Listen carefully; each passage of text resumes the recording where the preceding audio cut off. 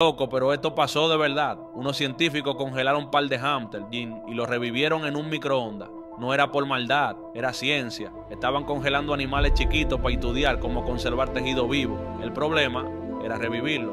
Al principio usaban una espátula bien caliente directo al pecho. A veces funcionaba, pero dejaba quemaduras feas. Entonces a un científico se le ocurrió usar un microondas especial. Ese calor se enfocaba justo en el corazón del hámster y así lo revivían sin quemarlo ni un chin.